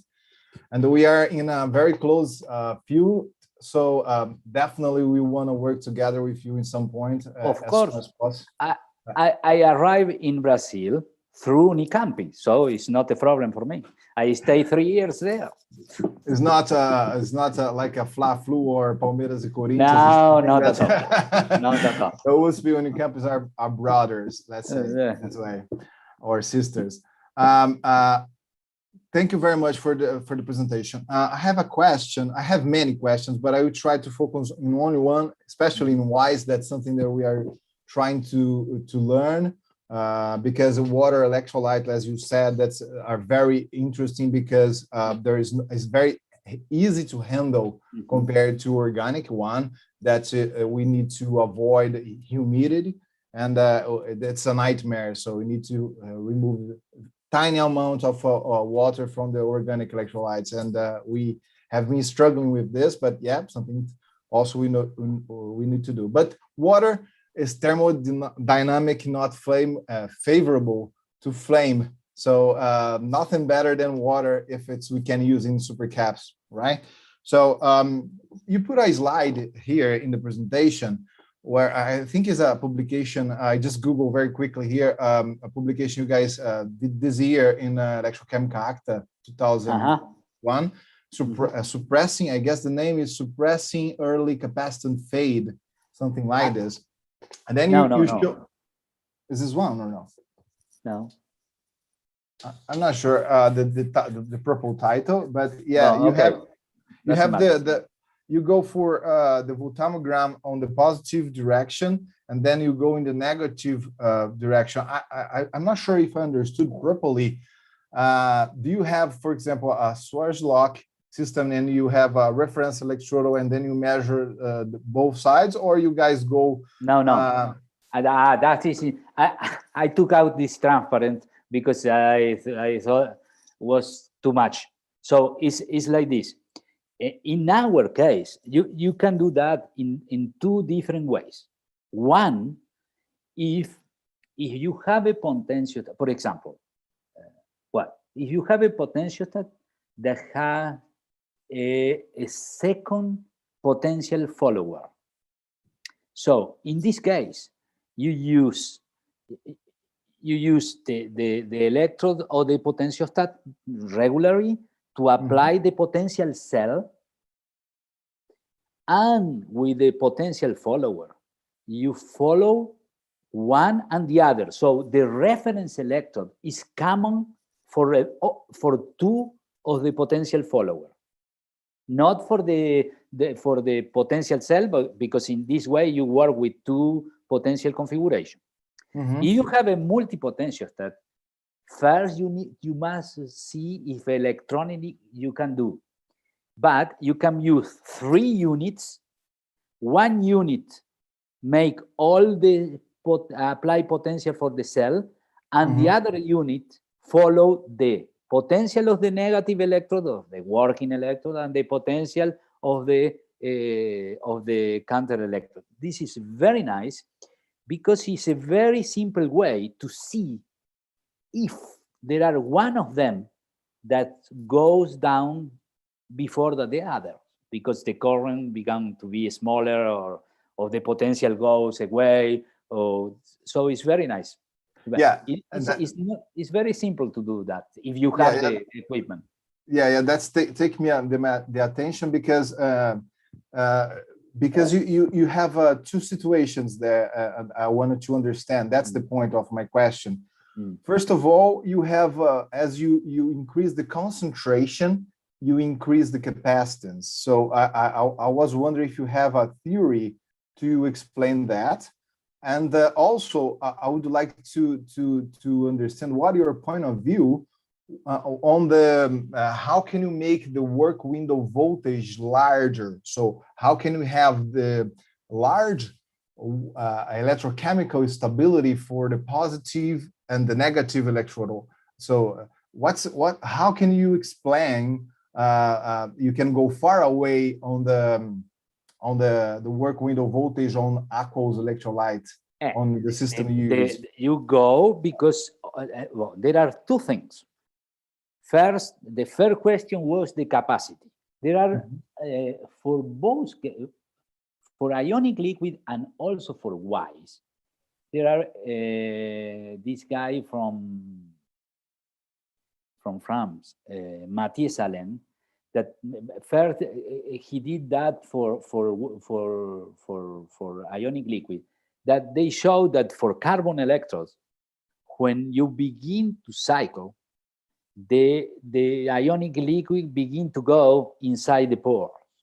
But all this depends on the size of the anion and the cation. So you increase at the beginning the active surface area, because it's not the swelling process of ionic liquid and WISE is not the same that when you have water or organic solvent. When you have water or organic solvent, it's almost instantaneous. So you put electrodes and you have all the swelling process there. Here, no. So, and in case the WISE is rather similar. This is for the capacitance. For the, and it depends on the concentration, because when you change the concentration of WISE, you change viscosity, you change size of aggregates. To say it's not a ionic pair, it's an aggregate of the water, the anion, and the cation, and on this, and this is capacity. In the case of the potential stability, because bigger is the concentration, you have less amount of free water. So you can increase the potential because the water is all coordinated water. So to react, to go to hydrogen or to go to oxygen, must leave this aggregate, this cluster if you want, certo, to react. And this is the reason that you have a big stability. This is very nice, really. But and that's happening the same way in the positive and the negative. Yeah, not exactly in the same, but in both sides you enlarge the potential. You know, for the oxygen and hydrogen is if you do and with I don't know with carbon, all this voltagram are with carbon as electrode. I think that vitreous carbon perhaps. Well, for a normal solution, it's different. It's not exactly the same. It depends on the reference electrode, but you know the potential for water electrolysis, for oxygen and hydrogen in the same way for WISE. So it's very interesting. So thank you very much. Win with the potential and a lot of room to play. Yeah, thank you very much. I guess this is first thing, and I don't know if we are closing to the end or there's more time. Lucio, are we done? Your microphone is on. Yes, yeah. We discuss more later on. No. Okay. Thank you very much. No problem. Okay. Thank you, Roberto. So we close our event. I would like to thank all the participants and the speaker who made it possible this event. Special thanks to Hudson and Mary by the partner in organizing meeting. And the Professor Gustavo, Ana Flávia, and Rubens from CINE. Hudson, would you like to complete the close session? I'd like to thank you, because if it's not your patient, Lucia, nothing will happen. You're very careful, and you talk to me and convince me to find time. The agenda was extremely hard to find time, so we work together and we find people like Roberto, like Fabio, and like the other ones, Alex, Anna, all the guys that have been here, for example, Lawrence and Renato as well. So thank you everybody to be here. And I think, and I talk this to the students, science is not made by only one person and only one mind. It's something that we must share and we must to do together, and without competition, without any other reasons, but thinking in making the society and the science prosper. And I think that's what we try to do here today and yesterday. So share knowledge and try to work together to go in the direction to have a better science and technology in this country that we need a lot these days. Thank you very much. Thank you. Thanks a lot for all the speaker and the participants and the session. Anna is not here. No. No. No. Well, then thanks again. Yeah, Bye-bye. Thank everyone. Bye-bye. Bye-bye. Bye-bye. Yep.